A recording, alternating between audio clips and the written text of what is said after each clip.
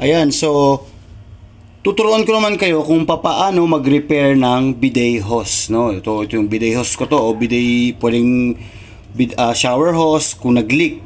Yun, sa kaso ko kasi, nag-leak yung portion dito banda. Dito, so nag-leak siya.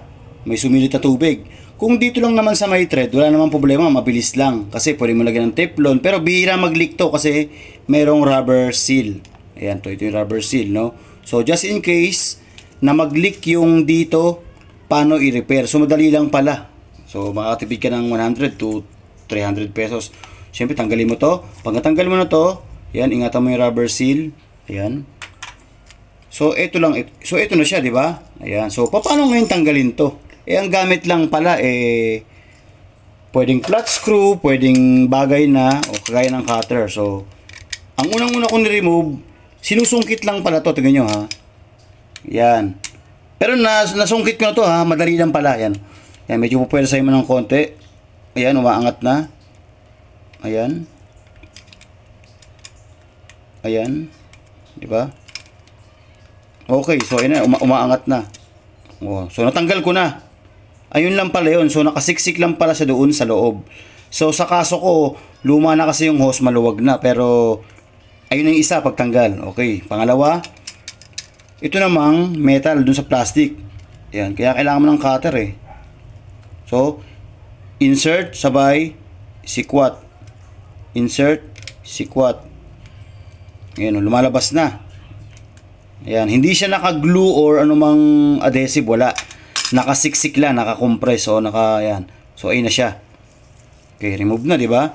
Ngayon, itong parang metal hose na to, naka-thread lang pala siya doon sa may plastic, ayun o, ikot. Naka-thread lang pala siya doon. So, ganun lang pala ka-easy. So, kung ibabalik mo yan, ganun lang pala ka-easy. Ngayon, ito yung hose, ito yung plastic na may thread niya, hatak lang. Ayan. So, for example, dito yung may leak. So, putol mo na. Okay? Kunyari, ito yung putol. O, putol, cut. O, paano ibalik?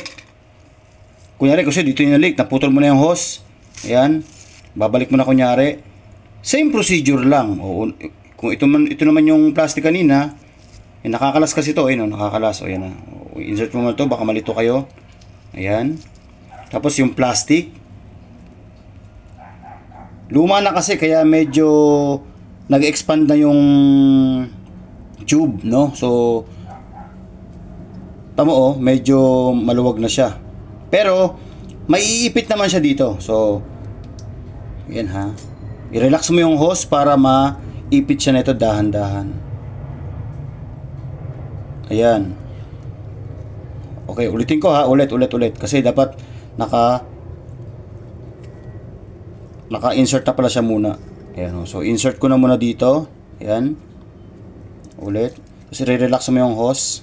Okay, naka-insert na. Relax. Okay.